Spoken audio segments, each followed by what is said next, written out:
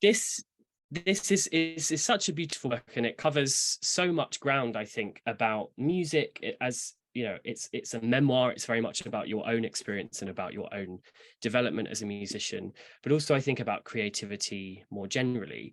And I think the subtitle of the book says it all: a love story in music lessons. The book is in many ways a love letter to music, but it's a love letter to your teachers as well, to the people who taught you how to play. What was it that compelled you to approach the book in that way, to really to write about your teachers as a kind of central facet? It all started through the great good fortune that the New Yorker magazine asked me what I might want to write about. And the thing I really wanted to write most of all for them was this account of my great Hungarian teacher, George Sebok, who I met in Bloomington, Indiana, a very unlikely place to meet a great Hungarian guru of music. And anyway, I wrote this piece about him and the joys of learning with him, and then the frustrations when I realized finally, like, I had to leave him. You know, I'd become too immersed. And the piece, you know, it reached a lot of people who had learned from various mentors in all kinds of disciplines. A lot of scientists, for example, wrote me about it. Anyway, it was a piece about the act of learning. And then I decided to write a bigger book about all the other teachers. And what was funny was that, I mean, it was amazing to recover those memories. A lot of them are very traumatic. Some of them are very funny, and because I was also a ridiculous child in many ways. So it became a kind of form of course, self-therapy to remember these moments, but then also amazing to kind of rifle through all the lessons and discover for myself the places where, oh yes, my idea about what music is changed at that moment. They gave me something, and maybe I didn't realize it at that moment, but there it was. And to try to put it in a form that everyone could read. So yeah, a lot of it is that, you know, a memoirish account of piano lessons from my first lesson at age 5 to my last lesson, more or less, last official lesson, which was at age 26 or whatever. Yeah. Right. I mean, one of the wonderful things about the book, I think, is the sense that we never stop learning as humans, and that, you know, in teaching yourself, you are also learning things about how to communicate to people and how to play and how to think about music in new ways, and to give us as readers the tools to sort of hear things in new ways. Do you think that the teachers that you've had, and you talk about a few of them in the book, do you think that they have influenced the way that you teach, the way that you approach education? Of course they have, in ridiculous, I mean, it's almost like I'm rampantly stealing from my teachers, but maybe the nicer way to put it is like this incredible oral tradition that comes down of music. You know, my teacher Sebok, he studied at the Liszt Academy with Bartók, and then there's going back to Liszt, and then there's going back to Beethoven. There's all these strands of musical wisdom and musical values that connect to life values that these teachers have passed down over. And I, of course, you know, I'm a very different musician than my teacher Sebok was. I could never be him. It would never work to imitate your teacher so exactly. But a lot of his most amazing insights, of course, I take, you know, and I put some of those in the book, you know, like Sebok said to me, you know, at some point, you know, I hear the note that you're playing, but I don't hear you hearing it. And somehow that's a kind of act of, like, when you're performing on stage, you have to also listen and absorb the notes as if you were a member of the audience in a certain way. And that's such a beautiful, like, truth about performance and the art of really great music making. And so I steal that one all the time. And a lot of his best sayings are in the book, at least the ones that I encountered.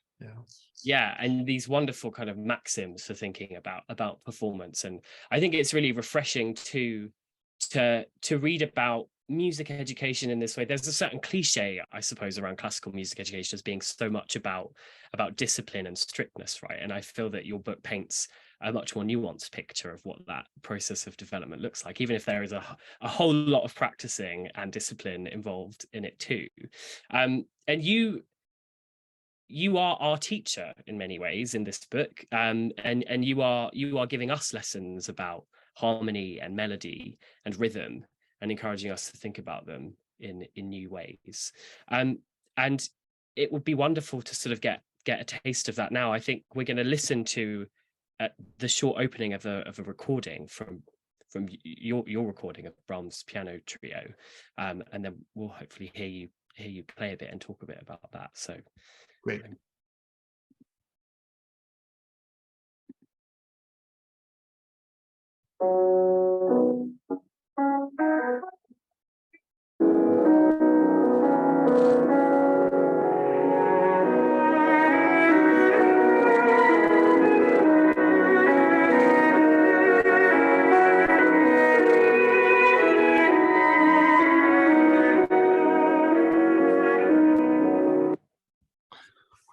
Good. It's almost terrible to stop that melody there because it's so I lost the first little bit of it. But one of the things I was trying to do was, well, why not create little lessons of my own, as you said, and try to talk about the most fundamental elements of music with a kind of childlike perspective, abandon some of the pretense of being a professional and look at some of the things, the most basic elements in a fresh way. And so melody is one of those. And when I was thinking about melodies that I loved, this one immediately sprang to mind. You know, I first played this piece when I was like 13, and so it's still there in my 13-year-old part of my brain hanging out. And it has particular qualities as I began to think about it and listen to it. You know, it starts by rising, just B, C sharp, and then it skips a note, and then it returns to the note that it skipped. And I was like, that's an interesting basic element of melody. I mean, it's obvious to say, right? That skipping and returning, it again seems like one of those things we take for granted, but the more that I thought about it, this whole melody is based around this gesture, obsessed with this gesture. And what's interesting too is that the top note, the most beautiful one, the F sharp there, it's connected to the previous note as a harmony, but it's desperate to resolve to the next note, the one that we left behind. So the F sharp there is sort of stranded between, sort of torn between the two notes on either side of it.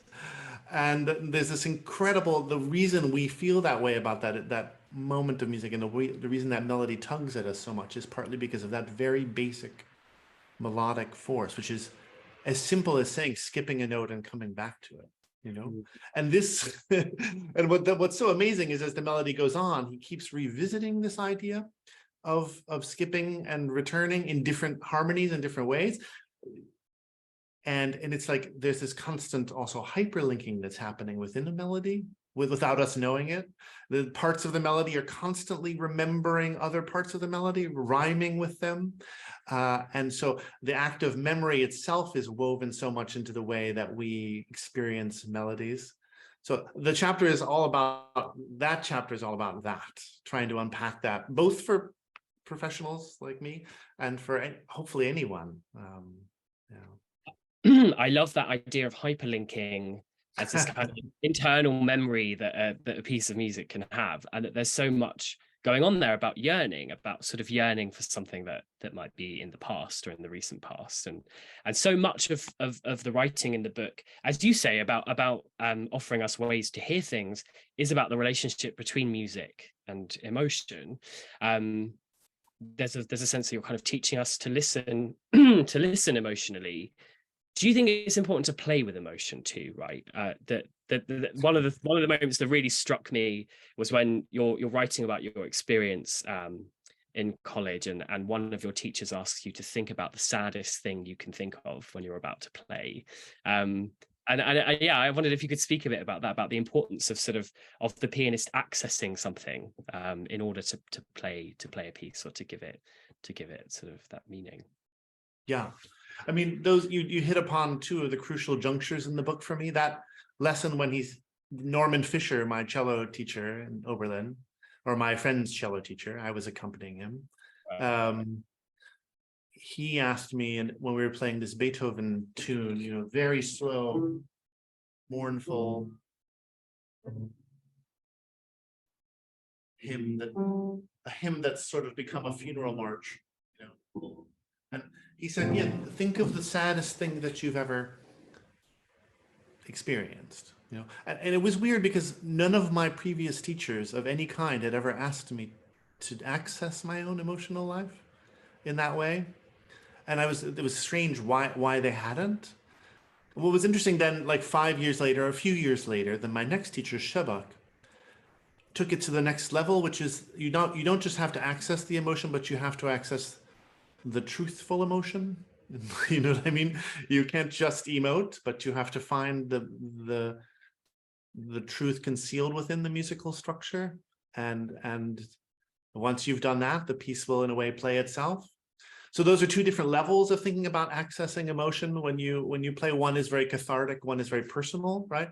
And the other one is, you know, more inhabiting the musical world or musical thinking of another person or another culture, right? Yeah. Do you think those truths change over time? I mean, like something else that you describe in the book is the sense that it's quite hard for a musician to ever sort of still know a piece, right? That any process of returning to a piece of music is an act of relearning.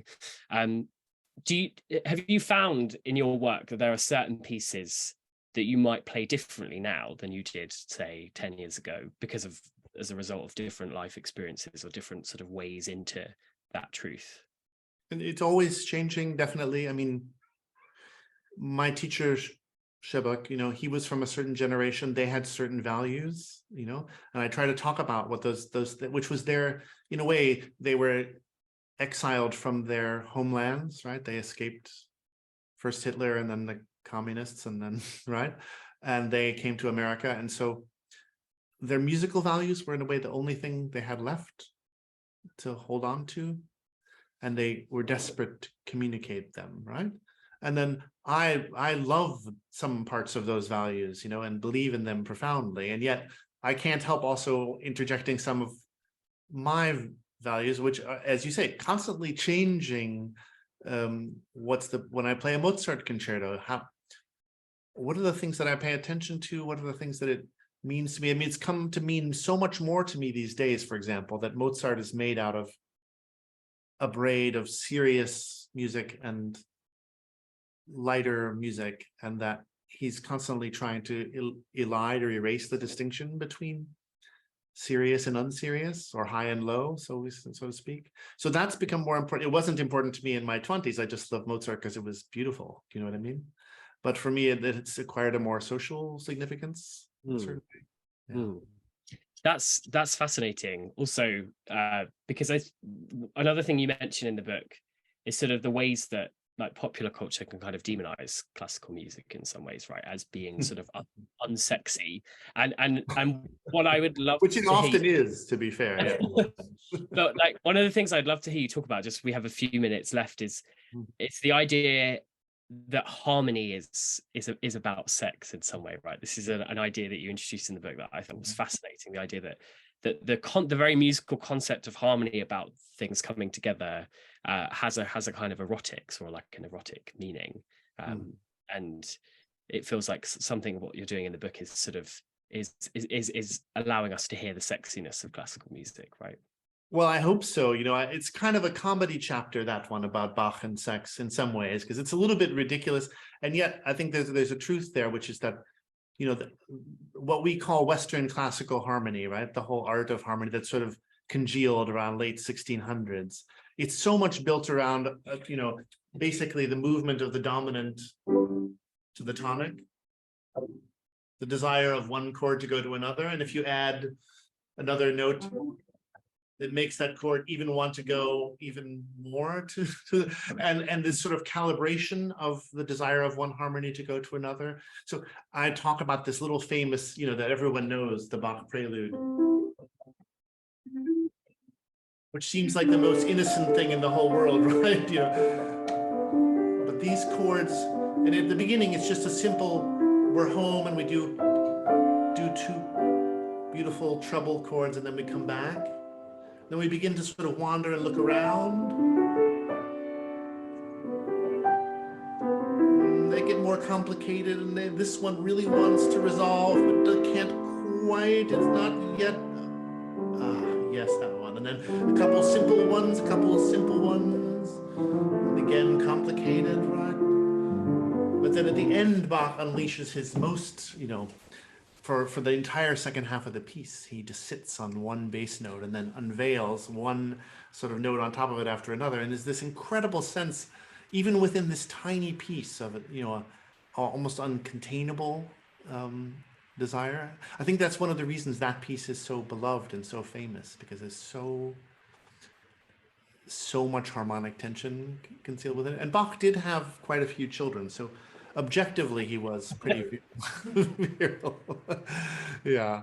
Well, that's a great place to end. Thank you, Jeremy, so much for being here. Thank you so much for having me. What a pleasure. Thank you.